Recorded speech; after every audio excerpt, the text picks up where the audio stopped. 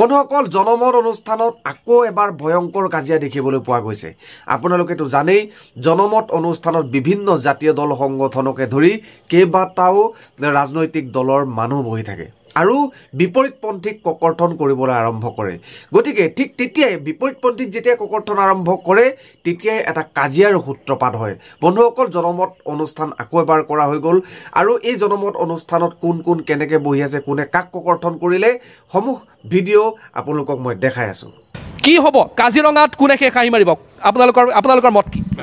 আমি শেষ হাঁহি মাৰিম, যিহেতু আমাৰ ভাৰতৰ স্বনামধন্য প্ৰধানমন্ত্ৰী নৰেন্দ্ৰ মোদী ডাঙৰীয়াক আমি তৃতীয়বাৰৰ বাবে ৰাজদণ্ড হাতত তুলি দিয়াৰ স্বাৰ্থত আমাৰ দল, আমাৰ মিত্ৰজোঁটৰ সকলো আমি কৰ্মীয়ে আমি দিন ৰাত একাকাৰ কৰি আমি কাম কৰিছোঁ। আমি আমাৰ কামাখ্যা প্ৰসাদ তাছা ডাঙৰীয়াক পুনৰবাৰ আমি তেওঁ ৰাজ্যসভাৰ সাংসদ ইতিমধ্যে হৈ আছেও, আমি এইবাৰ তেওঁক আমি আকৌ এবাৰ আমি কাজিৰঙা লোকসভা সমষ্টিৰ পৰা সাংসদ হিচাপে আমি নিৰ্বাচিত কৰি পঠিওৱাৰ স্বাৰ্থত আমি সকলো দল, আমাৰ লগত দল সংগঠনৰো আমি সহায় সহযোগিতা আমি বিচাৰিছোঁ।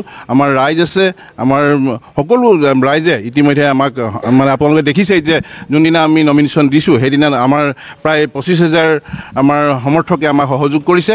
এয়াই আমাৰ আগজাননী, আমি যে জিকিম সেয়া আমাৰ আগজাননী। কংগ্ৰেছৰ ওচৰলৈ আহিব বিচাৰিছোঁ। কংগ্ৰেছৰ কোন আছে? কংগ্ৰেছৰ মই আপোনাৰ ওচৰলৈ আহিছোঁ যে ৰজলিনা তিৰ্কীক আপোনালোকে দিছে প্ৰাৰ্থিত্ব, কিন্তু মনোনয়ন পত্ৰ দাখিলৰ দিনাখন যেনেকুৱা ধৰণৰ এটা পৰিৱেশ দেখিলে তাৰ ভিত্তিতেই কাজিৰঙা যাব বুলি বিজেপিয়ে দাবী কৰিছে। কি ক'ব? একেবাৰে মিছা কথাটো কি হ'ল, আমাৰ নগাঁও লোকসভা সমষ্টিৰ পৰা আমাৰ কাজিৰঙা লোকসভা সমষ্টিত বিনায়কান্দি, হোজাই, লামডিং এইকেইটা সমষ্টি অন্তৰ্ভুক্ত হৈছে। সেই সমষ্টিকেইটাৰ ৰাইজে বিগত সময়ত সাংসদ প্ৰদ্যুৎ বৰদলৈ ডাঙৰীয়াক ভোটদান কৰি জয়যুক্ত কৰিছে। সেই সমষ্টিকেইটাৰ পৰা পুনৰ আমাৰ কংগ্ৰেছ দলৰ প্ৰথমগৰাকী মহিলা চাহ জনগোষ্ঠীৰ প্ৰাৰ্থী ৰজলিনা তিৰ্কী ডাঙৰীয়াক দলে বলে ভোট দি জয়যুক্ত কৰিব। এইকাৰণে কৰিব, আজি হয় আমি স্বীকাৰ কৰিছোঁ যে কোচবিহাৰৰ গাড়ীও নৰেন্দ্ৰ মোদী ডাঙৰীয়াৰ মিটিঙলৈ গৈছে। নগাঁৱৰ যিবিলাক ট্ৰেভেলাৰ আহিছিলে 25-30 হাজাৰ টকা 15-20টা মানুহ গৈছে, তেনেকৈ গৈছে। আমি কংগ্ৰেছ দলৰ বৰ্তমান আমাৰ পুঁজি কম আছে, আমি গাড়ী দিলেহে মানুহ আহিব, আমি যিমান পাৰোঁ আমি মানুহ লৈ গৈছোঁ। কিন্তু আমাৰ লগত আছে অসম জাতীয় পৰিষদ, আমাৰ CPI আছে, আমাৰ ৰাইজৰ দল আছে। আজি সৰুপথাৰ সমষ্টিত ৰাজু ফুকন ডাঙৰীয়াই জাতীয় পৰিষদৰ 27,000 ভোট পাইছিলে।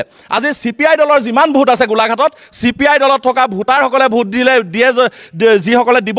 কিন্তু বিস্মিতা গগৈৰ পৰা দাদু তাইলৈকে যিমানে যোগদান কৰিছে, CPI দলৰ ভোটাৰৰ সমকক্ষই নহয়। মই স্পষ্টভাৱে দৃঢ়তাৰে কৈছোঁ, ৰজলিনা তিৰ্কী ডাঙৰীয়ানীৰ উত্থানত শংকিত হৈ মুখ্যমন্ত্ৰী হিমন্ত বিশ্ব ডাঙৰীয়াই যোগদান অব্যাহত ৰাখিছে। এই যোগদান কাৰ্যসূচীয়ে কিন্তু কেতিয়াও প্ৰভাৱ নপৰে। ইতিমধ্যে মূল্য বৃদ্ধিৰ বিৰুদ্ধে, অবৈধ বিদেশী সংস্থাপন দিয়াৰ বিৰুদ্ধে ৰাইজে ভোট দিবলৈ সিদ্ধান্ত গ্ৰহণ কৰিছে। বৰ্তমান চিকিৎসালয়ত আসন দিব পৰা নাই বেমাৰীক। আজি গোলাঘাটৰ চিকিৎসালয়ে হওক, যোৰহাটৰ চিকিৎসালয়তে হওক, কেতিয়াও আসন দিব পৰা নাই। মোৰ দেউতাই বাৰাণ্ডা ট্ৰিটমেণ্ট কৰি মৃত্যুবৰণ কৰিবলগীয়া হৈছে। অবৈধ বিদেশী শৰণাৰ্থীৰ নামত যদি ভাৰতবৰ্ষত সংস্থাপন দিয়ে, কিন্তু কেতিয়াও আমাৰখিনিয়ে চিট পোৱা নাই মেডিকেলত, কিন্তু অবৈধ বিদেশীসকলে শৰণাৰ্থীৰ নামত ভাৰতবৰ্ষৰ বিভিন্ন প্ৰান্তৰ পৰা আহি যদি ইয়াত সংস্থাপন পায় আৰু আমাৰ চিকিৎসালয়ত তেতিয়া কেনেকৈ আসন দিয়া হ'ব? বৰ্তমান দুখীয়া দৰিদ্ৰ লোকসকলে ঘৰ পোৱা নাই, কিন্তু এই অবৈধ বিদেশীসকলে যদি ইয়াত ঘৰ কেনেকৈ পাব? আমাৰ মানুহখিনি থাকি যাব খিলঞ্জীয়াসকল। সেয়েহে ৰাইজে ভোট দিব ৰজলিনা তিৰ্কীৰ সপক্ষে মূল্য বৃদ্ধিৰ। বিজেপি কোনে উত্তৰ দিব? বিজেপি কোনে উত্তৰ দিব? আপুনি দিব, মই আহি আছোঁ আপোনাৰ। সন্মানীয় আমাৰ কংগ্ৰেছৰ সদস্যজনে কৈছে যে ৰজলিনা তিৰ্কী যিটো সমষ্টি বা গৃহ সমষ্টি বা খেলিছে, গৃহ সমষ্টি যোৱা বিধানসভা সমষ্টি তেওঁ 40,000 ভোটত হাৰিছে।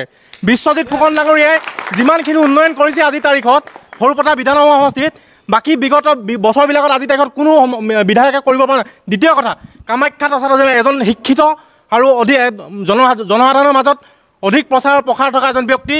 তৃতীয়তে, কামাখ্যা প্ৰসাদ তাছা ডাঙৰীয়াৰ সাংগঠনিক ভেটি আমাৰ বিগত দুটা বছৰত গোলাঘাট সমষ্টি আগতকৈ অধিক শক্তিশালী কৰি তুলিছিলে। তৃতীয় কথা, চাহ জনগোষ্ঠী কামাখ্যা প্ৰসাদ তাছা ডাঙৰীয়াই বাগান এৰিয়াসমূহত আগতে কংগ্ৰেছে কি কৰিছিলে? মত বিলাইছিলে নিৰ্বাচনৰ সময়ত। বৰ্তমান বিজেপি চৰকাৰে বৰ্তমান সময়ত কি বিলাইছে? বিদ্যালয় দিছে। আমি জানো, নিৰীক্ষণ কৰিছোঁ, কংগ্ৰেছে এই সমষ্টিটোত গৌৰৱ গগৈ ডাঙৰীয়া কিহৰ কাৰণে পলায়ন কৰিবলগীয়া হ'ল? ইয়াৰ পৰা 12 কোটি টকা ইয়াত অনুদান তেওঁ খৰচ নকৰাকৈ যোৰহাট সমষ্টিলৈ পলাই যাবলগীয়া হ'ল। কিহৰ কাৰণে পলালে তেওঁ? ইয়াত গণভিত্তি নাছিলে গৌৰৱ গগৈ ডাঙৰীয়াৰ। কিহৰ কাৰণে? 3টা সমষ্টি লৈ তেওঁ নিৰ্বাচন খেলিবলৈ মই বুজি পাইছোঁ কংগ্ৰেছে কি উত্তৰ এতিয়া কথাটো কি হ'ল সৰুপথাৰ সমষ্টিৰ কথাটো আমাৰ বিজেপিৰ ফালৰ পৰা কৈছে ক'বই লাগিব সৰুপথাৰ সমষ্টিত মাননীয় বিনোদ গোলা ডাঙৰীয়া বিধায়ক হৈছে আৰ্কিলাছ তিৰ্কী ডাঙৰীয়া বিধায়ক হৈছে ৰছলীনা তিৰ্কী ডাঙৰীয়ানী বিধায়ক হৈছে কিন্তু আমি যদি বিশ্বজিৎ ফুকনলৈকে বিধায়কৰ কথাখিনি চাওঁ কিন্তু এই তিনিগৰাকী বিধায়কৰ দিনত কোনো কেলেংকাৰী নাছিলে আজি সৰুপথাৰ সমষ্টিক বিশ্বজিৎ ফুকন ডাঙৰীয়া প্ৰথমবাৰৰ বাবে বিধায়ক হৈ পেলাই কিন্তু দুৰ্নীতি লিষ্টত সৰুপথাৰ সমষ্টি লৈ আহিলে এপেক্স বেংকৰ যিটো ঘোদলা হৈছে যিটো কেলেংকাৰী হৈছে কৰাপশ্যন হৈছে সেইটো ৰাইজে কিন্তু দেখি আছে কামাখ্যা প্ৰসাদ ডাঙৰীয়াৰ কথা কৈছে যোৰহাটত টেঙাম বিক্ৰী কৰিলে ব্ৰহ্মপুত্ৰৰ লেচিৰ পৰা গুণ্ডাগিৰি কৰিলে গড়মূৰ আৰক্ষী চকীৰ ভাৰপ্ৰাপ্ত আৰক্ষী বিষয়াই তাত তাৰমানে মূৰ্চা যাবলগীয়া হৈছিলে আৰক্ষীক বলবস্তি কৰি পেলাই যি টেঙাম বিক্ৰী কৰি যোৰহাটৰ পৰা আজি ৰছলীনা তিৰ্কীৰ বিৰুদ্ধে বিজেপি নালাগে এজিপিত এগৰাকী পুৰুষ নোলালেতো নোলালে এগৰাকী মহিলাও নোলালে স্থানীয় হায়াৰ কৰি পেলাই যোৰহাটৰ পৰা আনি পেলাই ইয়াত খেলাব বিচাৰিছে আৰু মই শিক্ষাৰ কথাটো কৈছোঁ শিক্ষাৰ কথাটো ক'বলৈ দিব লাগিব মোক আমাৰ সাংবাদিকক কৈছোঁ মোক শিক্ষা বিষয়ে কথাটো ক'বলৈ যে প্ৰথম নামৰ যিটো অৰ্গেনাইজেশ্যন আছে সেই অৰ্গেনাইজেশ্যনটোৱে প্ৰতি বছৰে শিক্ষাৰ শৈক্ষিক অৱস্থাৰ বাৰ্ষিক মানদণ্ডৰ ওপৰত তেওঁলোকে গাঁৱে গাঁৱে ঘৰে ঘৰে গৈ তেওঁলোকে পৰ্যবেক্ষণ কৰে কিন্তু এছআৰ নামৰ যিটো প্ৰতিবেদন এছআৰৰ প্ৰতিবেদনত প্ৰকাশ পাইছে ভাৰতবৰ্ষৰ শৈক্ষিক অৱস্থাটো বৰ বেয়া মাতৃভাষাৰ শিক্ষা নাজানে 14ৰ পৰা 18 বছৰৰ ছাত্ৰ ছাত্ৰীসকলে মই কৈ আছোঁ শিক্ষাৰ কথা কৈছে আজি কেবিনেট মন্ত্ৰী অতুল বৰা ডাঙৰীয়াৰ যিটো সমষ্টি CNB কলেজখন কৰ্তন হৈছে আজি বিধায়ক মৃণাল শইকীয়া ডাঙৰীয়াৰ মেলামৰা কলেজখন বন্ধ হৈছে কি কাৰণে বন্ধ হৈছে মই কৈ আছোঁ UGCৰ গাইডলাইন মতে 3000 ষ্টুডেণ্ট থাকিব লাগে আজি অসম চৰকাৰে কৈছে এনৰলমেণ্ট 500 ষ্টুডেণ্ট যদি থাকে তেতিয়া সেই কলেজখন ভৰ্তি থাকে শিক্ষাৰ অৱস্থাৰ কথাটোৰ ওপৰত মই কৈছোঁ কেবিনেট মন্ত্ৰী অতুল বৰাৰ ঘৰৰ ওচৰৰ গৃহ সমষ্টি CNB কলেজখন বন্ধ হৈ গৈছে মই খুমটাইৰ পৰা প্ৰতিনিধিত্ব কৰিছোঁ মেলামৰা কলেজ বন্ধ হৈ গৈছে ক'বলৈ দিয়ক আপোনালোকে কওঁতে আমি এনেকুৱা কৰা নাছিলোঁ আমাক কিয় ক'বলৈ নিদিব এক মিনিট আপুনি জেগাত যাওক এক মিনিট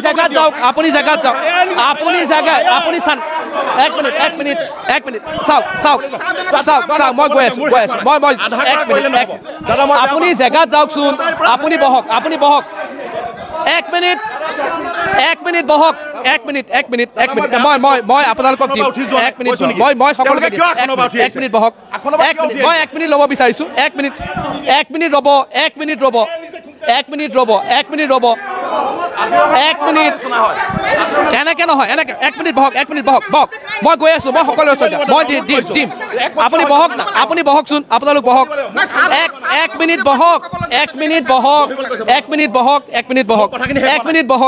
সকলো ৰ'ব মই আপোনাক সুযোগ দিম আৰে বাপৰে আপোনালোক বহক না এটা কাম কৰক আপোনালোকে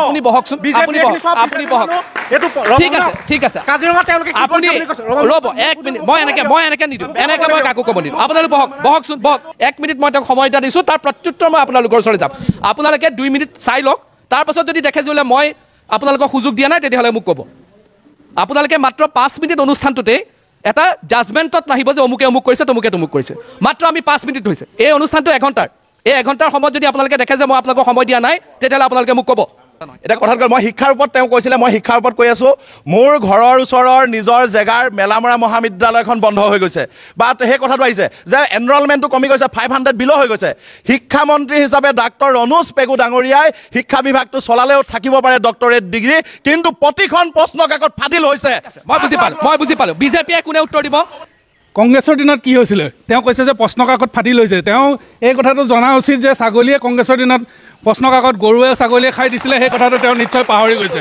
আৰু এটা কথা আমি ক'ব বিচাৰিছোঁ আমাৰ এই সমষ্টিটো আমি জয় হ'লোঁ মাত্ৰ আমাৰ ৰিজাল্টৰ কাৰণে বাকী আছে আমাৰ এই সমষ্টিটোত আমাৰ কামাখ্যা প্ৰসাদ তাছাই বিপুল ভোটত প্ৰায় 3 লাখ ভোটত আমাৰ ইয়াৰ পৰা জয় হ'ব এইটো নিশ্চিত কিয়নো ইয়াৰ পৰা গৌৰৱ গগৈ এইটো এটা পৈতৃক সম্পত্তিৰ দৰে এটা সমষ্টি আছিলে কলিয়াবৰ সমষ্টি সেই কলিয়াবৰ সমষ্টিৰ পৰা তেওঁ পলায়ন কৰিছে আৰু তেওঁলোকে আমাক কৈ দিছে যে তোমালোক অলৰেডি জয় হ'লা ইয়াত আৰু বিশেষ বিতৰ্ক কৰি লাভ নাই ধন্যবাদ ঠিক আছে আপুনি কিবা ক'ব বিচাৰিব অসম গণ পৰিষদৰ পৰা মই লৈ লওঁ তাৰপিছত মই আহি আছোঁ ক'বলগীয়া নাই ৰাইজে গম পাইছে উন্নয়নৰ মুখ ইতিমধ্যে দেখিছে আৰু কথা হ'ল ইয়াত কাজিয়া কৰিবলৈ অহা নাই আমি এজন সাংসদ লাগে আৰু প্ৰথম কাজিৰঙা নৱনিৰ্বাচিত যিজন সাংসদ হ'ব সেইজনক লৈ আমি গৌৰৱ কৰিব লাগিব আৰু যিবোৰ কাম এতিয়া হোৱা নাই সমষ্টিবাসীত সেইবোৰ কাম কৰিব লাগিব আৰু লগতে আমি দেখিবলৈ পাইছোঁ গাঁও অঞ্চলতে যাওক চহৰ অঞ্চলতে যাওক বাগিচা অঞ্চলতে যাওক বাগিচা অঞ্চলত যদি আপোনালোকে এতিয়া যায় আৰু এটা কথা ইয়াত চাহ জনগোষ্ঠীৰ প্ৰাৰ্থী কামাখ্যা প্ৰসাদ তাছা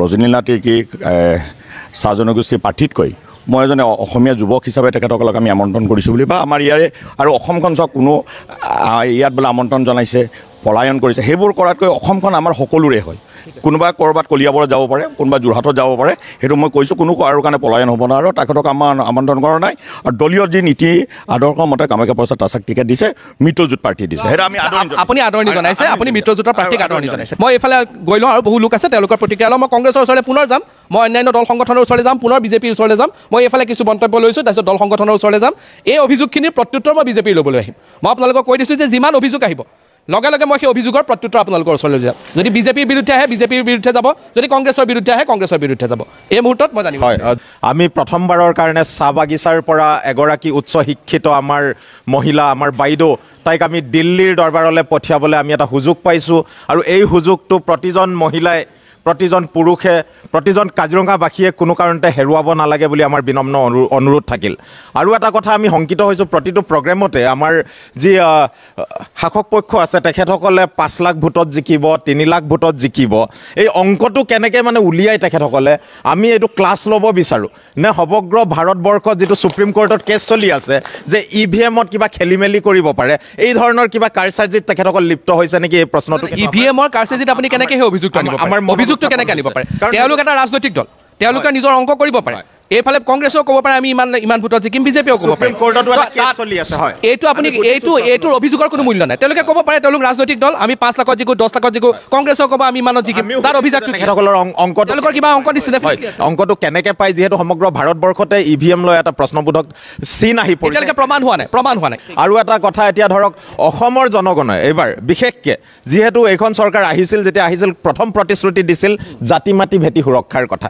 আৰু যিখন মিত্ৰজোঁটৰ কথা কয় তেখেতসকল AGP আৰু BJP আজিৰ দিনত AGPৰ স্থিতি ক'ত থাকিল যিটো দল আপুনি কোন সংগঠনৰ পৰা মই ইণ্ডিয়া এলায়েন্সৰ মই নিৰ্দলীয় প্ৰাৰ্থী আছিলোঁ আমাৰ মহাজোঁট বন্ধনৰ 2021 চনৰ আৰু যিটো দলৰ ইতিহাস আমি সকলোৱে জানো অসম গণ পৰিষদ এটা সময়ত অসমৰ জনগণে তেখেতসকলক আমাৰ ৰাজগাদী আমাৰ ৰাজভাৰৰো দায়িত্ব দিছিল কিন্তু আজিৰ দিনত তেখেতসকলৰ পৰিস্থিতি কি ক'ত উত্তৰ দিব ইণ্ডিয়া এলায়েন্সত যদি মই আপোনালোকক প্ৰশ্নটো কৰোঁ ইণ্ডিয়া এলায়েন্সত এনেকুৱা আছিল আম আদমি পাৰ্টি আছিলে দিল্লীত কংগ্ৰেছৰ বিৰুদ্ধে খেলিলে এতিয়া কংগ্ৰেছৰ লগত মিত্ৰজোঁটত আছে আপুনি অসম গণ পৰিষদৰ আবেগৰ কথা আহিছে ইয়াত অসমীয়াৰ আবেগৰ জাতীয় পৰিষদো আছে আপোনালোকৰ লগত হয় জাতীয় পৰিষদে নিজৰ স্থিতিত বাহাল আছে তেখেতসকলে কা নামানো কৈছে আজি আমি নাগৰিকত্ব সংশোধনী আইন আমি নামানো বুলি জাতীয় পৰিষদে কৈছে ৰাইজৰ দলে কৈছে আমাৰ কংগ্ৰেছে কৈছে সকলোৱে কৈছে অসমত সুকীয়া পৰিস্থিতিৰ কাৰণে আৰু সেইকাৰণে এই প্ৰশ্নটো আমাৰ এই এলায়েন্সটো যে এটা ভুৱা এলায়েন্স আজিৰ দিনত AGPৰ কোনো স্থিতি নাই সেই কথাটো স্পষ্ট হৈ পৰিছে AGPলৈ অভিযোগ আহিছে মই AGPৰ অভিযোগটো লৈ লওঁ প্ৰত্যুত্তৰটো লৈ লওঁ AGPলৈ তাৰপিছত আপুনি AGPৰ মই আপোনাৰ ওচৰলৈ আহিছোঁ কওক তেখেত আপোনাৰ যিখিনি অভিযোগ দিছে অভিযোগখিনি মোৰ শুনিয়ে লাজ লাগিছে প্ৰকৃততে কংগ্ৰেছ আৰু যিটো ইণ্ডিয়া এলায়েন্স কেইজনমান মানে মুষ্টিমীয় ব্যক্তিয়ে নিজকে মানে নেতা হিচাপে সৃষ্টি কৰি লোৱা এটা মানে আপোনাৰ এলায়েন্স আপুনি চাব উপৰোক্ত ব্যক্তি এজনে ক'লে যে আমাৰ লগত কোন আছে আপোনাৰ এই নতুনকৈ কা আন্দোলনৰ সৃষ্টি হোৱা দলটো কি আছিল আমাৰ বন্ধুবৰসকল অসম জাতীয় পৰিষদৰ অসমত স্থিতি কি অসম গণ পৰিষদ অসমত সৃষ্টি হোৱা পটভূমি তেখেতসকলে জানে নাই 855 জন শ্বহীদৰ তেজেৰে সৃষ্টি হোৱা অসমৰ ৰাইজে গঢ়ি দিয়া এটা দল আজিও অসমৰ ৰাজনৈতিক জীৱনত সমাজ জীৱনত এই দলৰ গুৰুত্ব আছে কাৰণে আজিৰ তাৰিখত অসম চৰকাৰৰ মন্ত্ৰীসভাত 2জনকৈ কেবিনেট মন্ত্ৰী আছে তেখেতসকলে এটা কথা জানে নাই তেখেতসকলে কৈছে যে তেখেতসকলৰ লগত এই অকল মিত্ৰজোঁটৰ মানে দলসমূহ আছে সেইকাৰণে তেখেতসকলে জয় হ'ব এই মিত্ৰ দলৰ লগত NDAৰ লগত 140 কোটি মানুহ আছে আপোনালোকে জানে নাই সেই কথাটো আপোনালোকে ৰাতি সপোনত কেতিয়াবা দেখি পাইছে আজিৰ তাৰিখত ৰ'ব আপুনি মোৰ কথাটো শুনি লওক আপোনাৰ গাত কি খজুতি আছে নেকি আপোনাৰ গাত খজুতি আছে মোৰ কথাখিনি শুনি লওক মোৰ কথাখিনি আপুনি শুনি লওক তাৰপিছত আপুনি ক'ত খুন্দা মাৰি থাকিব মোৰ কথাখিনি শুনি লওক কংগ্ৰেছ দল অসমৰ ৰাজনীতিত বিশেষকৈ নৰ্থ ইষ্টত এটা বোজা হৈ পৰিল কংগ্ৰেছ দলটো এটা পৰিয়ালকেন্দ্ৰিক ৰাজনীতিলৈ পৰিণত হ'ল যাৰ ফলত আজি অসমৰ ৰাইজে অসমৰ ৰাজনীতিৰ পৰা ওফৰাই পঠিয়াইছে এতিয়া গৌৰৱ গগৈ হৈ থকা নাই আপুনি অলপ আপুনি অধ্যয়ন কৰিব গৌৰৱ গগৈ এতিয়া গৌৰৱ গান্ধী হ'লগৈ আপুনি গম পাইছে নাই আজিৰ তাৰিখত আজি আগমুহূৰ্তলৈকে কংগ্ৰেছ দল এৰি বিজেপি মিত্ৰজোঁটলৈ অহৰহ নেতা কৰ্মী গৈ আছে সেই কথাবোৰ আপোনালোকে চিন্তা কৰিছে নাই সেই কথাবোৰ আমি অংক কৰিয়ে ক'ব পাৰিছোঁ যে আমি ইমান ভোটত জয়লাভ কৰিম আপোনালোকে মঞ্চত আহি পেলাই অযুক্তি কথা কৰে আৰু অসম গণ পৰিষদৰ কথা আপোনালোকে কৈ লাভ নাই অসম গণ পৰিষদ দল এনেকুৱা এটা দল অসমৰ প্ৰতিটো সমস্যাৰ ক্ষেত্ৰত আঞ্চলিকতাবাদৰ দল যি অসমৰ ৰাইজৰ আৱেগ অনুভূতিক লৈ পেলাই আজিৰ তাৰিখলৈকে মিত্ৰজোঁটত বিভিন্ন সমস্যা আপোনাৰ উত্থাপন কৰি আছে যাৰ প্ৰতিফলন হিচাপে অসমৰ ৰাইজে উন্নতিৰ পথত পদে পদে আগবাঢ়িবলৈ সক্ষম হৈছে এই কথা আপোনালোকে মনত ৰাখিব ঠিক আছে মই ইয়াতে ছাত্ৰ সন্থাৰ কিছু প্ৰত্যুত্তৰ দিলক আপুনি দিলক আপুনি কিবা অভিযোগ আপত্তি আছে এখেতে দিলে থাকিব নাই মই হ'ল বিৰোধী ঐক্য মঞ্চৰ মুখপাত্ৰ ঠিক আছে মই বিৰোধী ঠিক আছে তেখেতে এটা অভিযোগ দিব বিচাৰিছে মই একেলগে আহি আছোঁ কওক আমাৰ সন্মানীয় প্ৰণৱ দলে ডাঙৰীয়া যে ক'লে EVM 3 লাখ ভোট 4 লাখ ভোটত তেওঁলোকে কেনেকৈ হেৰি কৰিলে হিচাপ কৰিলে আমাৰ বুথৰ কিমান শক্তিশালী কমিটি আছে আপোনালোকে জানে আপোনালোকৰ হিচাপ আছে প্ৰত্যেকটো বুথ কমিটি আমাৰ কিমান শক্তিশালী অসম গণ পৰিষদ বিজেপি কিমান ধুনীয়াকৈ আমি শক্তিশালীভাৱে কাম কৰিছোঁ আপোনালোকৰ হিচাপ আছে নেকি আমি সেইটো ভিত্তিত কৈছোঁ আমি কিমান ভোট পাই জিকিম ঠিক আছে মই ইয়াৰ পৰা প্ৰত্যুত্তৰ লৈ লওঁ খুব ভাল কেইবাটাও প্ৰশ্ন আহিছে এতিয়া অসম গণ পৰিষদৰ মাননীয় সভাপতি অতুল বৰা ডাঙৰীয়া বোকাখাটৰ কাৰ্যকৰী সভাপতি কেশৱ মহন্ত ডাঙৰীয়া কাজিৰঙা লোকসভাৰ দুগৰাকীকৈ সভাপতি কাৰ্যকৰী সভাপতি আৰু সভাপতি আছে কেবিনেট মন্ত্ৰী তেওঁলোকে অসম গণ পৰিষদ দলে নিজৰ দলৰ প্ৰাৰ্থীকে টিকট দিব নাই পৰা ইয়াত তেতিয়াহ'লে কিহৰ শক্তিশালী অসম গণ পৰিষদ দল এক নম্বৰ নাই কবল দিব লাগিব আৰু দ্বিতীয় কথাটো মই কৈ আছোঁ যে খুমটাইত আমি দেখিছোঁ বিজেপি দলৰ মৃণাল শইকীয়া ডাঙৰীয়াক নিশকতীয়া কৰিবৰ কাৰণে পুৰণা বিজেপিসকলক নিশকতীয়া কৰিবৰ কাৰণে বিস্মিতা গগৈ ডাঙৰীয়ানী এবাৰ জিকি দুবাৰ হাৰিছে যিগৰাকী ব্যক্তি গণভিত্তি নাই যদিহে দলটো শক্তিশালী হ'লহেঁতেন যিখিনি মানুহে অহৰহ বিস্মিতা গগৈৰ বিৰুদ্ধে যুঁজিলে সেই বিস্মিতা গগৈ ডাঙৰীয়ানীক ৰঙা দলিচা পাৰি দিছে ইয়াৰ অৰ্থটো এইটোৱে মই আগতেও কৈছিলোঁ CPI দলৰ যিমান ভোট আছে বিস্মিতা গগৈৰ পৰা দাদু তাইলৈকে যিমান যোগদান কৰিলে সমকক্ষ হোৱা নাই সেয়েহে কৈছোঁ বিজেপি বৰ্তমান গ্ৰাছৰুটত শক্তিশালী নহয় ৰাইজে মূল্য বৃদ্ধিৰ ওপৰত অতিষ্ঠ হৈছে শিক্ষা বিভাগ চলাব পৰা নাই কলেজ বন্ধ হৈছে আৰু অবৈধ বিদেশীৰ প্ৰভাৱটো পৰিব নাগৰিকত্ব সংশোধনী বিধেয়কৰ সেয়েহে মুখ্যমন্ত্ৰী হিমন্ত বিশ্ব ডাঙৰীয়া শংকাত ভুগি যোগদান কৰিছে মিত্ৰ শক্তিৰ এবাৰ নিৰ্বাচনী ইছ্যু কি কাজিৰঙাত কি ইছ্যু লৈ যাব আপোনালোক আমাৰ ইছ্যুটো হৈ গ'ল আপোনালোকে চাওক সৰুপথাৰ সমষ্টিৰ বিশ্বজিৎ ফুকন ডাঙৰীয়াই শীতল অক্সিজেন যোগান ধৰি পেলাই মৃণাল শইকীয়া ডাঙৰীয়াৰ বিৰুদ্ধে যোগদান কৰাই আছে আজি বিশ্বজিৎ ফুকন ডাঙৰীয়াৰ সৰুপথাৰ সমষ্টিক এপেক্স বেংকৰ কেলেংকাৰী কৰা আপুনি ইছ্যু মোক সুধিছে কৰাপশ্যনৰ ইছ্যুটোৰ কথা কৈ আছোঁ সৰুপথাৰ সমষ্টিত মাননীয় বিনোদ গোলা ডাঙৰীয়াও বিধায়ক হৈছিল আৰ্কিলাছ তিৰ্কী ডাঙৰীয়াও বিধায়ক হৈছিল ৰছলীনা তিৰ্কীও বিধায়ক হৈছিল কিন্তু কৰাপশ্যনৰ লিষ্টত নাহিছিল নামটো প্ৰথমবাৰৰ বাবে বিধায়ক হৈ পেলাই এপেক্স বেংকৰ ঘোটলা ওলালে আমি এনেধৰণৰ ইছ্যু লৈ পেলাই ৰাইজৰ আপুনি কি ক'ব বিচাৰিছে কওক এই অলপ আগতে মোৰ মৰমৰ ভাইটি প্ৰণৱে সুধিলে যে 3 লাখ 5 লাখ ভোটত যে আপোনালোক জিকিম বুলি কয় কেনেকৈ জিকিম বুলি কয় আমি এতিয়া উত্তৰটো দিছোঁ আমি এইকাৰণে জিকিম বুলি কৈছোঁ আমি এইকাৰণে 3 লাখ বা 5 লাখ ভোটৰ ব্যৱধানত জিকিম বুলি কৈছোঁ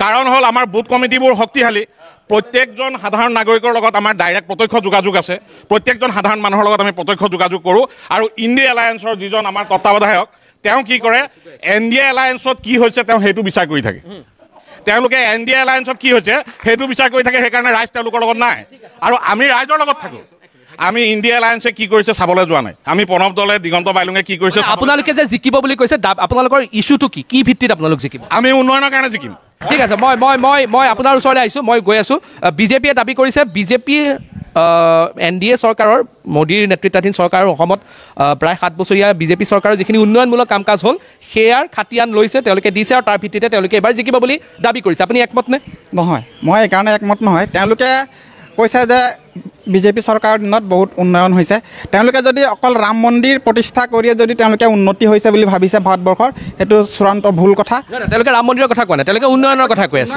তেওঁলোকে কৈছে যে বিগত 10 বছৰ ৰাম মন্দিৰটো 22 জানুৱাৰীত হৈছে তাৰ 10 বছৰ আগৰ কথা কৈ আছে মই ৰাম মন্দিৰৰ তেওঁলোকে যদি আপুনিহে উঠি আহিছে ৰাম মন্দিৰ তেওঁলোকে উঠোৱা নাই মই কথা প্ৰসংগত কৈছোঁ স্কুল কলেজ বন্ধ হৈছে ৰাম মন্দিৰ প্ৰতিষ্ঠা কৰিছে আমাৰ যদি কোনো ধৰণৰ কৰ্ম সংস্কৃতি নাথাকে আমি ৰাম ৰাম বুলি চিঞৰি থাকিলে আমাৰ পেট ভৰিব নেকি মই সেইটো কথা কৈছোঁ অলপ আগত এজনে কৈছিলে যে কংগ্ৰেছ চৰকাৰৰ দিনত তেওঁলোকে চুলাই বিতৰণ কৰিছিলে বুলি কৈছিলে কিন্তু বৰ্তমান চৰকাৰৰ দিনত তেওঁলোকে সুৰা বিতৰণ সেইটোৱে কৈছোঁ মানে এইটো ধৰক গাঁৱলীয়া ভাষাত চুলাই বুলি কৈছোঁ আৰু তেওঁলোকে যিটো তেওঁলোকে হেৰি আনিছে মই একেষাৰে মই ক'ব বিচাৰোঁ যে বহুত দূৰৰ কথা নহয় আমাৰ বনগাঁও অঞ্চলত 1 কিলোমিটাৰ ডিষ্টেঞ্চত 5টা 1 বছৰৰ ভিতৰত 5টা সুৰা দোকান তেওঁলোকে খুলিবলৈ অনুজ্ঞাপত্ৰ দিছে ওচৰতে বনগাঁও চলা হাইস্কুল আছে ওচৰতে বনগাঁও শংকৰদেৱ শিশু নিকেতন আছে এই ইমানটো আঁতৰতে 5টাকে তেওঁলোকে সুৰা দোকান খুলিবলৈ বৰ্তমান চৰকাৰখনে অনুজ্ঞাপত্ৰ প্ৰদান কৰিছে মই মোৰ ফালৰ পৰা মই এইটোৱে বিচাৰিম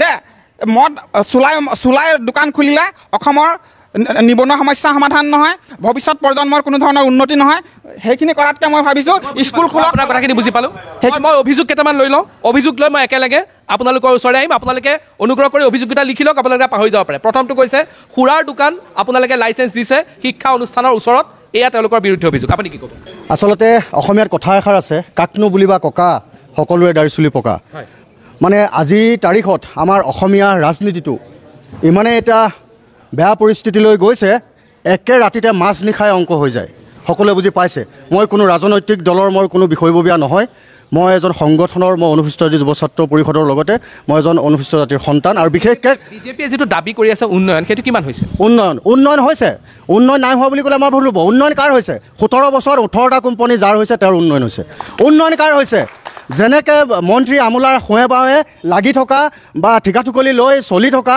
জীৱন নিৰ্বাহ কৰা সেই নেতাসকলৰ উন্নয়ন হৈছে উন্নয়ন কাৰ হৈছে উন্নয়ন বোকাখাট সমষ্টিৰ অতুল বৰা ডাঙৰীয়া তথা অসমৰ প্ৰতাপী মন্ত্ৰী কেবিনেট মন্ত্ৰী অতুল বৰা ডাঙৰীয়াৰ দিনে ৰাতিয়ে সোঁৱে বাৱে লাগি থকা তেওঁক সহায় সহযোগ কৰা সেই নেতাসকলৰহে উন্নয়ন হৈছে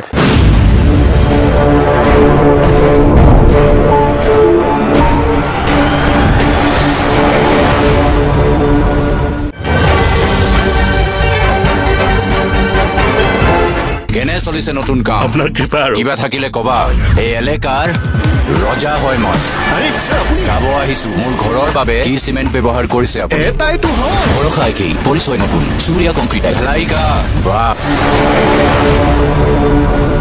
প্ৰথম অভিযোগ দুটা আপোনালোকৰ বিৰুদ্ধে হৈছে যে আপোনালোকে কাজিৰঙাৰ আশে-পাশে শিক্ষা অনুষ্ঠানৰ আশে-পাশে সুৰাৰ দোকানৰ লাইচেঞ্চ দিছে কি ক'ব তো সুৰাৰ কথাটো হৈছে আপোনালোকে জানে যে আমি এটা বৃহৎ কৰ আমি সুৰাৰ পৰা লাভ কৰি থাকোঁ গতিকে আমি অসমৰ সামগ্ৰিক উন্নয়নৰ কাৰণে ক'ৰবাত সুৰাৰ বিপণী আছে তো এতিয়া নহয় এতিয়া আমাৰ কৰি দিয়া নহয় কংগ্ৰেছৰ অতীজৰ দিনৰ পৰা ধৰি এই সুৰাৰ ব্যৱসায় চলি আছে এতিয়া মই এটা কথা ক'ব বিচাৰিছোঁ তেখেতসকলে যে কৈছে তেখেতসকলে যে কৈছে যে উন্নয়ন ক'বলৈ গ'লে মোৰ উন্নয়ন মানে প্ৰকৃততে জনতাৰ হোৱা নাই আপোনালোকৰ লগত থকা নেতাৰ হৈছে আমাৰ কেনেকৈ জনতাৰ উন্নয়ন হৈছে মই সেইটো অকণমান কৰিব বিচাৰিছোঁ মোৰ ইয়াতে ভোট দিয়া এতিয়া 25 বছৰ হ'ল 25 বছৰত মই দেখিলোঁ যে এটা পৰিয়ালে এই কাজিৰঙা আগৰ কলিয়াবৰ সমষ্টি বৰ্তমান কাজিৰঙা সমষ্টিটো তেওঁলোকে পাই আছিলে অকলে এটা পৰিয়ালে উন্নয়নটো আমি একো নেদেখিলোঁ কি উন্নয়ন দেখিলোঁ তাৰ এতিয়া আপুনি গাঁৱে ভূঞে যাওক মই তুৰাবাহী পঞ্চায়ত মই গাঁও পঞ্চায়তৰ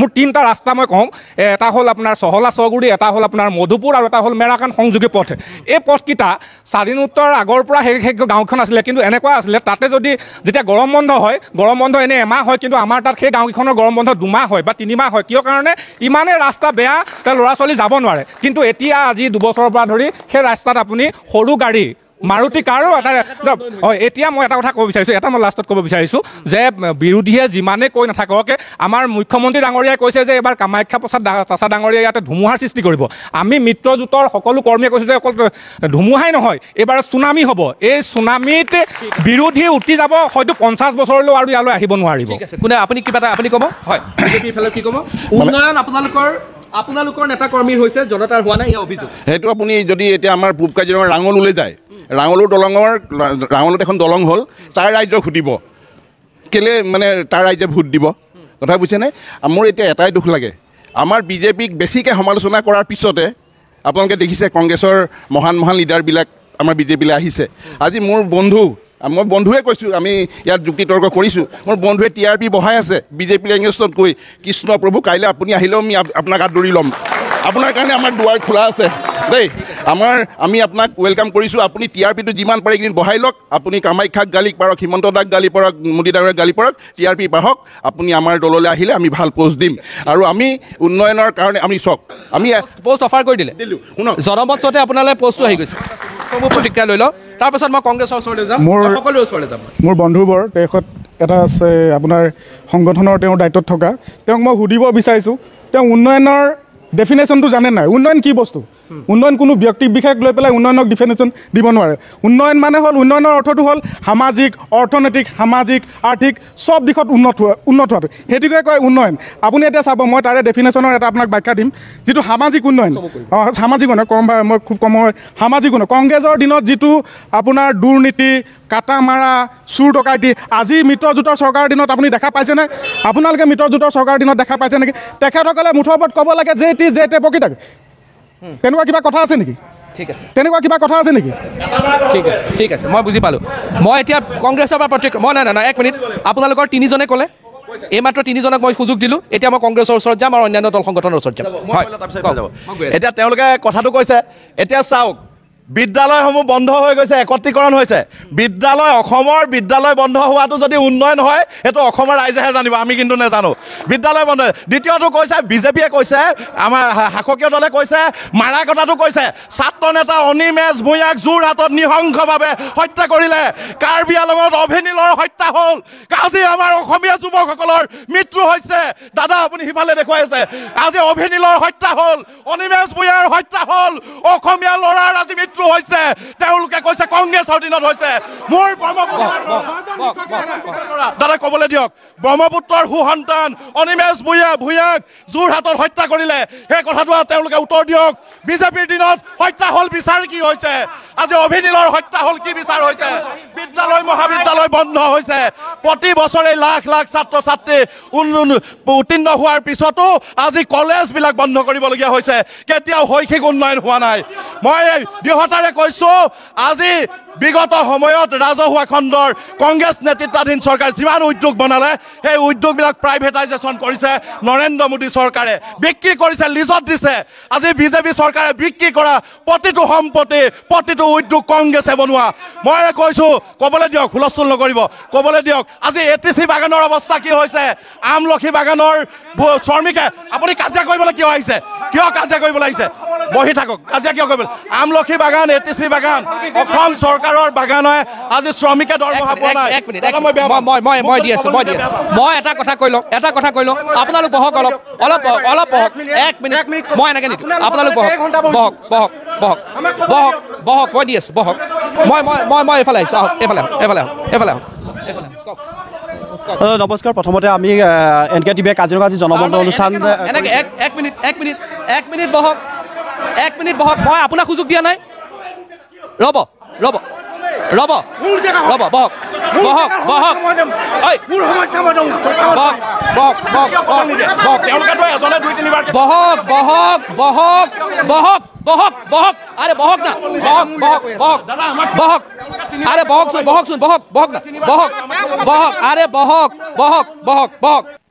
প্ৰথম কথা NKTV প্ৰথমতে ধন্যবাদ জনাইছোঁ যে কাজিৰঙা লোকসভা সমষ্টিৰ ৰাইজৰ মনৰ খবৰ ল'বলৈ আহিছে লগতে মই ইয়াত থকা সকলোকে এটা অনুৰোধ জনাম যে আমি সন্মানীয় বোকাখাট বিধানসভা সমষ্টিৰ সন্মানীয় নাগৰিক ৰাজনৈতিক মতাদৰ্শগত পাৰ্থক্য থাকিলেও আমি একেখন মছজিদে চাহ তামোল খাওঁ গতিকে আমি শিষ্টাচাৰ বজাই ৰাখিছে অসমৰ ৰাইজে যাতে বেয়া বাৰ্তা এটা নাপায় এইটো বজাই ৰখা উচিত এতিয়া কথাটো হ'ল সকলে দাবী কৰিছে নিজৰ প্ৰাৰ্থীজন জিকিব বুলি দাবী কৰিব অস্বাভাৱিক নহয় আমাৰ তাত ক'বলগীয়া নাই কিন্তু কথাটো হ'ল বিজেপিক ৰাইজে কিয় ভোট দিব আমাৰ যিখিনি ইছ্যু আমি ৰাইজৰ মাজলৈ গৈছোঁ প্ৰথম কথাটো হ'ল যেতিয়া 2014 চনত নৰেন্দ্ৰ মোদী ডাঙৰীয়া শাসনলৈ আহিছিল তেওঁলোকে বহুত ডাঙৰ কিছুমান প্ৰতিশ্ৰুতি দিছিল প্ৰথম প্ৰতিশ্ৰুতি আছিল যে 2014 চনৰ 16 মে'ৰ পিছত বাংলাদেশে টোপোলা বান্ধিব লাগিব আমি জানিব খুজিছোঁ নৰেন্দ্ৰ মোদী চৰকাৰৰ পৰা কিমানজন বাংলাদেশে টোপোলা বান্ধিলে ইয়াৰ পৰা প্ৰথম প্ৰশ্ন দ্বিতীয় কথাটো হ'ল তেওঁলোকে আপোনালোকে এক মিনিট ঠিক আছে আপুনি এইটো প্ৰশ্ন দিলে মই আহিম মই এবাৰ ল'ম ঠিক আছে যুক্তি থাকিলে মানুহে চিঞৰিবলগীয়া নহয় ঠিক আছে আমি আপোনাৰ কথা মাজত চিঞৰা নাই আমি তাৰপিছত থাকিলে তেওঁলোকে প্ৰতিশ্ৰুতি দিছিলে 6 জনজাতিকৰণৰ কথাটো কৈছিলে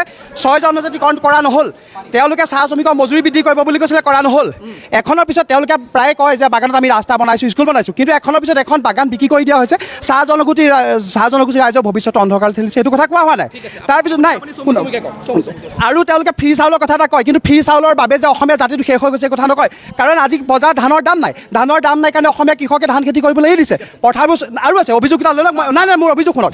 তাৰপিছত তেওঁলোকে কৈছে অভিযোগ কেইটা আছে? 10টা অভিযোগ আছে। আপুনি কেইটা ক'লে এতিয়ালৈকে? 4টা কৈছোঁ। 4টা। এই 4টা মই উত্তৰ লৈ লওঁ, কাৰণ চবে একেলগে উত্তৰ দিব নোৱাৰিব। আপোনালোকৰ ওচৰলৈ যাম।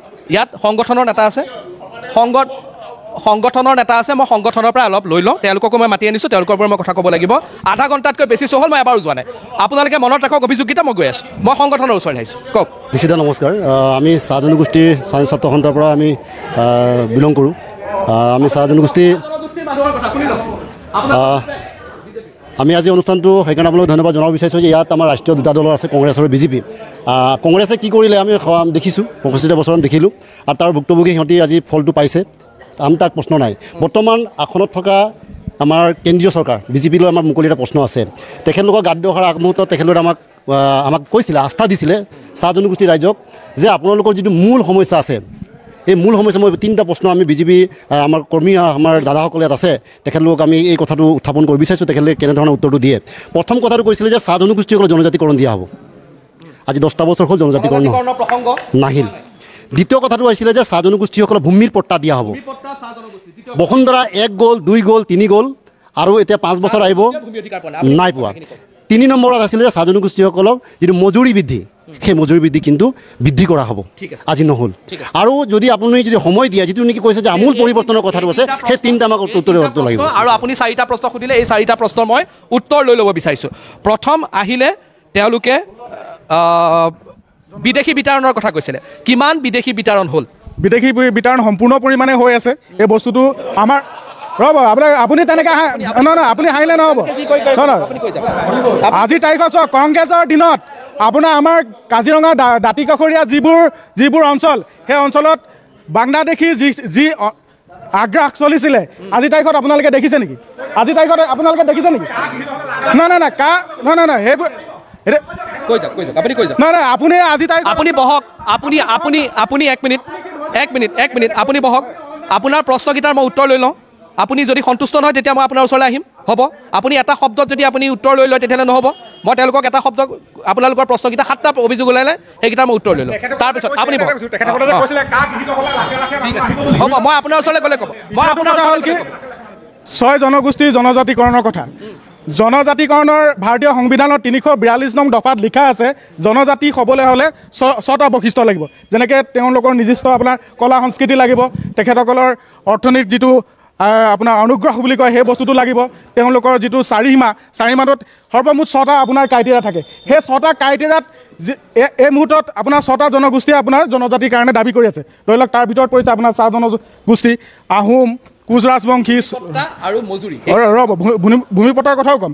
তেওঁলোকৰ যিটো জনজাতিকৰণৰ প্ৰক্ৰিয়া, সেই প্ৰক্ৰিয়াটো এই বৈশিষ্ট্যকেইটাৰ লগত কেন্দ্ৰীয় চৰকাৰে এটা পৰ্যবেক্ষণ চলাই আছে। ক্ৰমান্বয়ে এইটো আমাৰ 6 জনগোষ্ঠীৰ প্ৰক্ৰিয়াত এটা কেনেকৈ দিব পাৰে, তাৰো এটা যোৱা কালি আমাৰ ধৰি লওক আপোনাৰ অনুজ পেগুৱে এই বিষয়ৰ ওপৰত এটা মন্তব্যও দিছে, তেখেতসকলেও গম পায়। আৰু ভূমিপট্টাৰ কথাটো এনেকুৱা হৈছে, চাহ জনগোষ্ঠীৰ মানুহ যিবোৰ আজিৰ তাৰিখত বাগানত আপোনাৰ নিয়োজিত হৈ আছে, প্ৰায় সংখ্যক বাগানৰ কোম্পানীৰ আণ্ডাৰত তেখেতসকলে কাম কৰি আছে। এই প্ৰক্ৰিয়াটো আমাৰ কেন্দ্ৰীয় চৰকাৰ আৰু অসম চৰকাৰ, আমাৰ এই স্থানত বিশেষকৈ আমাৰ অতুল বৰাৰ নেতৃত্বত তেখেতসকলক কেনেকৈ ভূমিপট্টা দিব পাৰি, তাৰো এটা নহয়। অতুল বৰা ক'লে, আপোনাৰ কি অতুল বৰাই ভাত খাই আছে নেকি? আপুনি যেনেকৈ কথা কৈছে যে অতুল বৰাৰ কথা, আপুনি কি কথা কৈছে? আপুনি তেনেকৈ কথা নক'ব। আপুনি তেনেকৈ কথা ক'ব।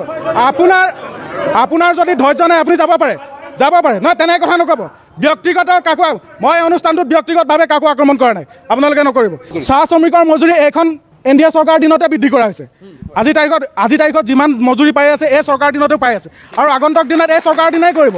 কংগ্ৰেছে 60 বছৰ 70 বছৰ ৰাজত্ব কৰিলে। এটা কথাই ক'ব বিচাৰিছোঁ, আমাৰ অকণমান কংগ্ৰেছৰ বা আমাৰ বিজেপিৰ মাজতে লাগি আছে, কিন্তু মানে আমাৰ ঠিক 10 বছৰ 12 বছৰৰ ভিতৰত আমাৰ অসমখনত যিটো বা ভাৰতবৰ্ষত যিখিনি উন্নয়ন পথলৈ আগবাঢ়ি গৈছে, মানে এটা পৰ্বত আকৃতিত আগবাঢ়ি গৈছে আমাৰ উন্নয়নটোত। কিন্তু এতিয়া যিটো বুজা গৈছে যে উন্নয়ন বাগানত কেনেকৈ, এতিয়া বাগানত যেনেধৰণৰ উন্নয়ন হৈছে, অলপ আগতে এজন ব্যক্তিয়ে কৈ গৈ আছে একো মানে বাগানত একো সুবিধা দিয়া নাই, কিন্তু এনেকুৱা হৈছে এজন নেকি কম্বল আৰু আঁঠুৱা দি উন্নয়ন বাগানত কৰিব বিচাৰিছিলে।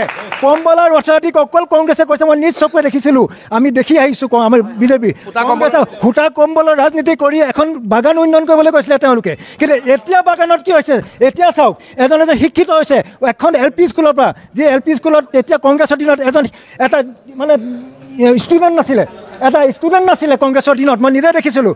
সেই স্কুলখনত এতিয়া তাৰ পৰা ডিগ্ৰী লৈ এটা চাকৰি কৰি আছে। এতিয়া মই কৈ দিছোঁ দিহিং বাগানে LP স্কুলৰ কথাই মই এতিয়া কৈ আছোঁ। বুজি পাইছোঁ। মই কংগ্ৰেছ দললৈ এটা পোনপটীয়া প্ৰশ্ন, ৰ'ব হুলস্থুল নকৰিব। মোৰ প্ৰশ্নটো কংগ্ৰেছলৈ এইটোৱে হৈছে যে কংগ্ৰেছ চৰকাৰ দিনত আজি যিটো লোকসভা সমষ্টিত আপোনালোকে এই জনমত ল'বলৈ আহিছে, এই লোকসভা সমষ্টিটোৰ নামেই কাজিৰঙা, হয়নে নহয়? আৰু এশিঙীয়া গড়ৰ কাৰণে আমি কাজিৰঙা পৃথিৱীত বিখ্যাত হয়, কিন্তু কংগ্ৰেছ চৰকাৰে এশিঙীয়া গড়ক কিমান সুৰক্ষা দিছিলে?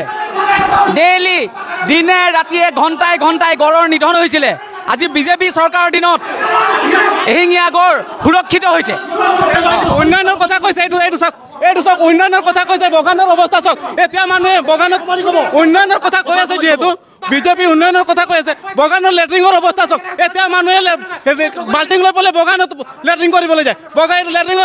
লেট্ৰিনৰ সমস্যা চাওক আপুনি, উন্নয়নৰ কথা কৈছে। চাওক আজি এটা কথা কৈছোঁ, চাহজন ছাত্ৰ সন্থাৰ আমি নেতৃত্ব দিছোঁ।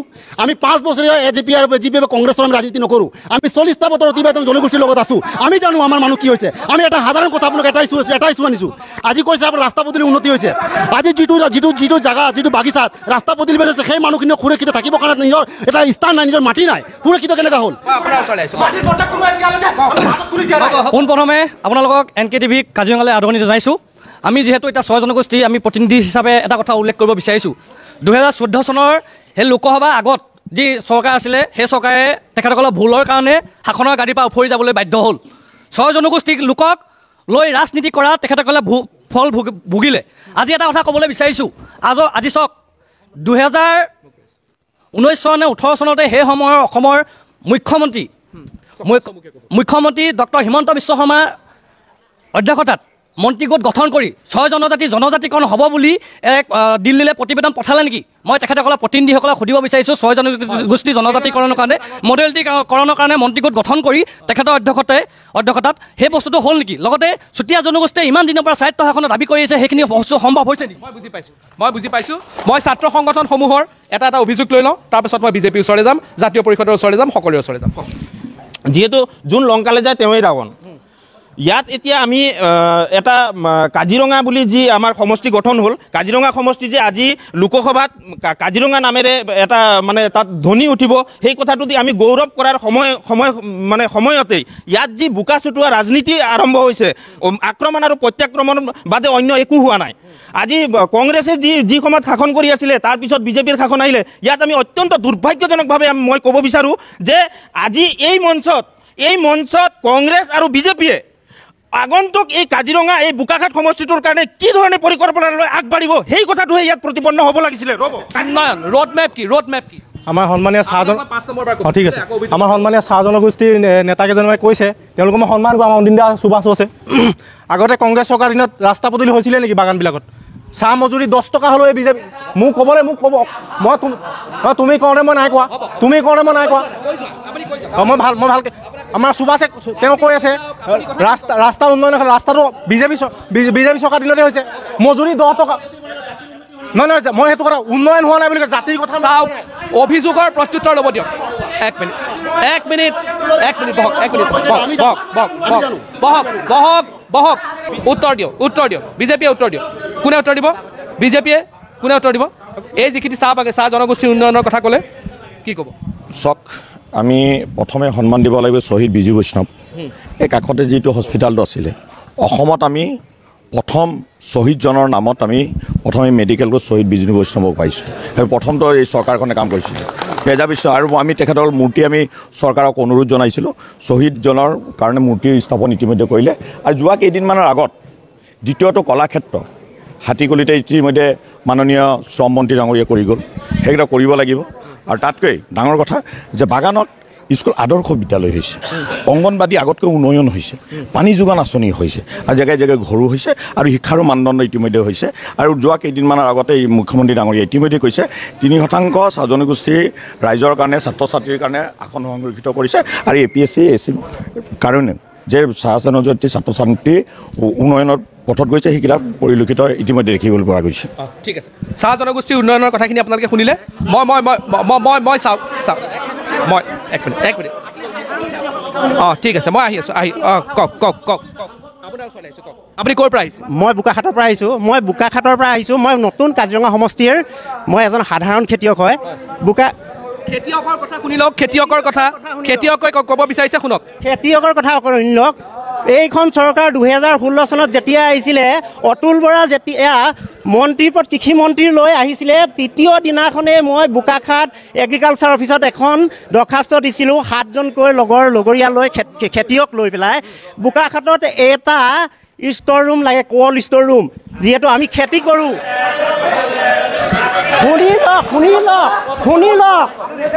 শুনি লওক তাৰপিছত ক'ব। আছে বুলি ক'লে নহ'ব। এই ক'ল্ড ষ্ট'ৰটোত যেতিয়া আমি বস্তু থ'বলৈ যাওঁ, সেই বস্তুবোৰ আমি উচিত মূল্যত আকৌ সেইখিনি বস্তু ঘূৰাই নাপাওঁৱেই। তেনেকুৱা ধৰণৰ আৰু কথা শুনি লওক। আৰু দুটা প্ৰশ্ন একেবাৰে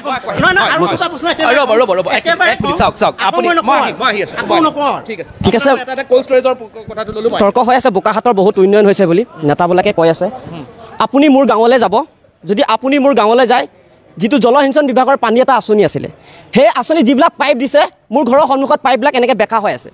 আৰু তেওঁলোকৰ পালি নেতা যিসকলে যে দপদপাই আছে ইয়াত অতুল বৰাই উন্নত কৰিছে বুলি, আপুনি এটা লক্ষ্য কৰিব, মোৰ এটা কমিউনিটি হল আহিছিলে, আজিলৈকে সেই কমিউনিটি হলটো এটা 3 বছৰ হ'ল, আজিলৈকে কমিউনিটি হলটো স্পষ্টভাৱে হয় নহ'ল। আমি অসম জাতীয়তাবাদী যুৱ ছাত্ৰ পৰিষদৰ প্ৰতিনিধি হয়, ইয়াত আমি প্ৰতিনিধি আছোঁ।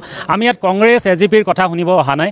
কথা হ'ল আমাৰ কিছুমান দাবী, আমাৰ কিছুমান কথা NKTVৰ থ্ৰুদি অসমৰ ৰাইজক আমি জনাব বিচাৰিছিলোঁ। আমি কথা হ'ল ইয়াত 2014 চনত নৰেন্দ্ৰ মোদী ডাঙৰীয়া আহিলে, কি ক'লে যে বাংলাদেশে তালি টোপোলা বান্ধিব লাগিব। তালি টোপোলা বান্ধিলে নে? 1 নম্বৰ কথা, ইনফেক্ট চিটিজেনশ্বিপ এমেণ্ডমেণ্ট এক্ট আনি পেলাই দলি চাপাৰি দিলে। আৰু এজন প্ৰতিনিধিয়ে কৈছে যে কোন আহিলে পৰ্টেলত দেখোন নাই, তেখেতে চাগে নাজানে।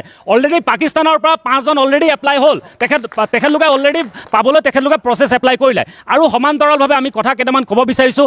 কথা হ'ল আপুনি যেতিয়া উন্নয়নৰ ধাৰা আপুনি যেতিয়া আহিছে, আমাৰ কাজিৰঙাবাসী আমি কি পাইছোঁ জানেনে? আমি ৰঙাজানত ইলেকশ্যন যেতিয়া জিকিব বিজেপি চৰকাৰ আহিব, ৰঙামাটিত আপুনি এটা টোল গেট পাব আৰু ৰঙাজানত এটা টোল গেট পাব উন্নয়নৰ নামত। আৰু আপুনি যেতিয়া বিজেপি চৰকাৰে যেতিয়া কৈছিলে যে মূল্য সবকা সাথ সবকা বিকাশ আচ্ছে দিন আয়েংগে, যেতিয়া আপুনি গাড়ী চলাই যেতিয়া আহিছে, তেতিয়া আপুনি পেট্ৰল ভৰাবলৈ যেতিয়া পেট্ৰল পাম্পত সোমাইছিলে, তেতিয়া আপুনি অনুভৱ কৰিছে যে উন্নয়ন হৈছে নাই। আৰু সমান্তৰালভাৱে যেতিয়া এজনী আশা কৰ্মীয়ে আন্দোলন কৰিবলগীয়া হৈছে, তেখেতলোকৰ প্ৰাপ্যৰ কাৰণে কান্দি আন্দোলন কৰিবলগীয়া হৈছে, সেইটো কি উন্নয়ন? আৰু এটা কথা অতি পৰিতাপৰ বিষয় যে তেখেতলোকে অভিযোগ কৰিছে যে এই বিজেপি চৰকাৰৰ দিনত কোনো চৰকাৰী বিষয়া হওক, কোনো চৰকাৰী কৰ্মী হওক, তেখেতলোকক জোৰ জবস্তি তেখেতলোকৰ মিটিঙলৈ নিয়া হয়। এইটো অতি পৰিতাপৰ বিষয়। কিছুদিনৰ আগতে বিজেপিৰ নেতা আদিত্য খাকলাৰী নামৰ ব্যক্তিজনে তেখেতে কৈছিলে যে চাহ জনগোষ্ঠীৰ লোকসকলক ব্ৰিটিছৰ দিনত এটা এগ্ৰিমেণ্টত আনিছিলে, গতিকে তেওঁলোকৰ এগ্ৰিমেণ্ট এতিয়া শেষ হ'ল, তেওঁলোকে অসমৰ পৰা যাব লাগে। কিন্তু চৰকাৰী পক্ষৰ ফালৰ পৰা 2জনকৈ সংসদ আছিলে, এজন কেবিনেট মন্ত্ৰীও আছিলে। সেই সময়ত তেওঁলোকৰ কোনো ধৰণৰ প্ৰতিক্ৰিয়া নাছিলে, যাৰ কাৰণে মই এজন চাহ জনগোষ্ঠীৰ যুৱক হিচাপে মই আজি সেই কথাটোৰ কাৰণে কামাখ্যা প্ৰসাদ তাছাকে ধৰি আমাৰ চাহ জনগোষ্ঠীৰ যিসকল বিজেপি নেতা আছে তেখেতসকলক এই অনুষ্ঠানৰ জৰিয়তে ধিক্কাৰ জনাইছোঁ। ঠিক আছে, বিজেপিৰ উত্তৰ কি দিব? মই এই সন্মানীয় সদস্যগৰাকীয়ে কৈছিলে যে ইয়াতে ক'ল্ড ষ্ট'ৰ এটা নাই, কৃষি ক্ষেত্ৰত মানে একেবাৰে অনগ্ৰহ হৈ আছে। মই এটা কথা ক'ব বিচাৰিছোঁ যে অতুল বৰা ডাঙৰীয়াই কৃষি বিভাগৰ দায়িত্ব লোৱাৰ পাছতে ইমানেই বোকাখাট সমষ্টিত কৃষি ক্ষেত্ৰত আগবাঢ়ি গৈছে। যোৱা বছৰ 2 কোটি টকাৰ ৰঙালাও কৃষক ৰাইজে বিদেশলৈ ৰপ্তানি দিছে। এই বছৰ তেওঁলোকে টাৰ্গেট লৈছে যে 6 কোটি টকাৰ ৰঙালাও তেখেতসকলে বাহিৰলৈ প্ৰেৰণ কৰিব। আৰু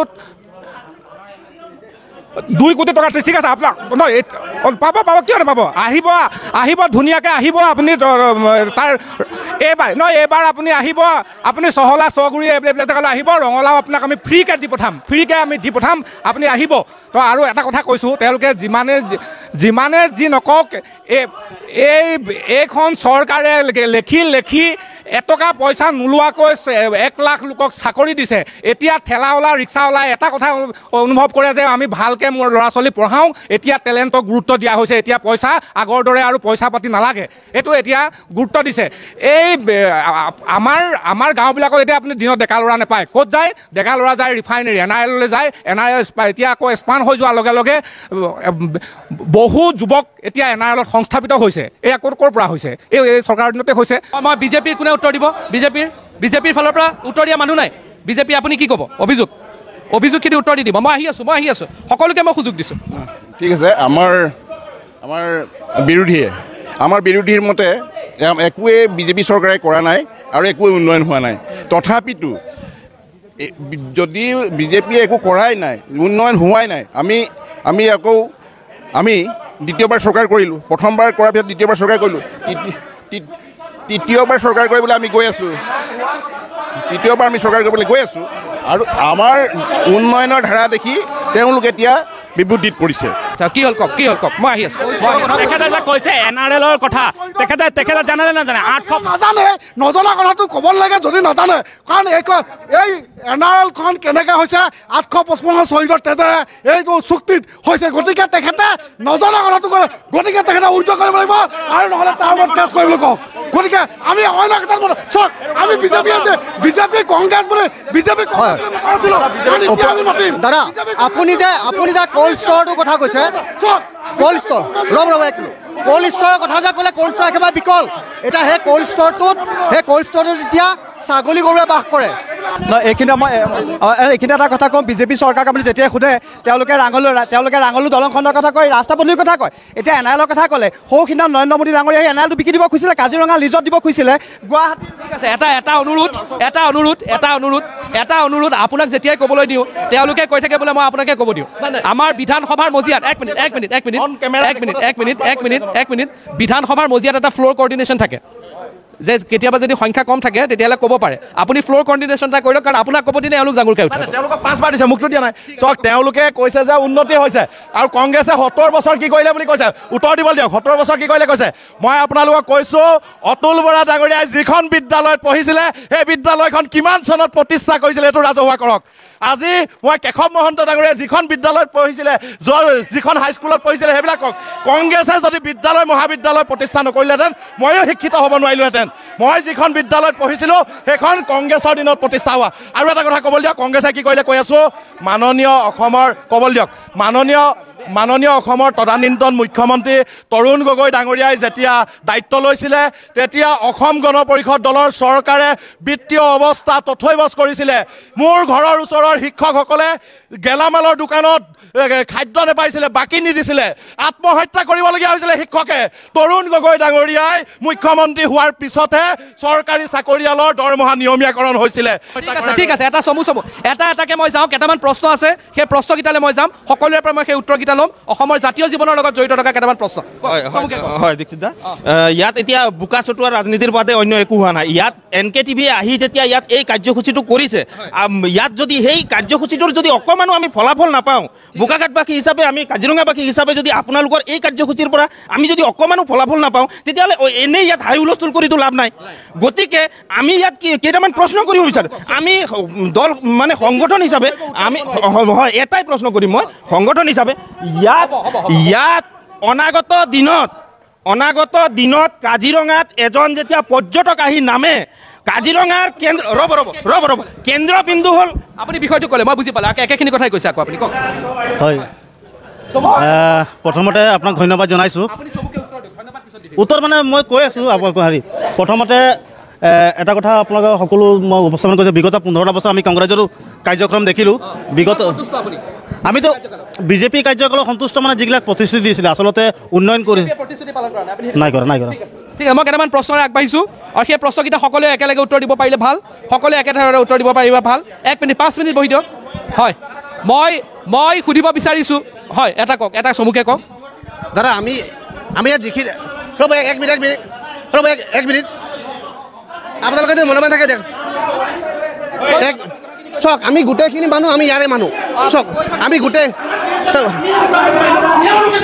আছে এইবাৰ প্ৰশ্নটো হ'ল দেশৰ পৰৱৰ্তী প্ৰধানমন্ত্ৰী কোন হ'ব? কোন দেশৰ পৰৱৰ্তী? ৰাহুল গান্ধী। কোন দেশৰ? ৰাহুল গান্ধী। কোন হয় পৰৱৰ্তী?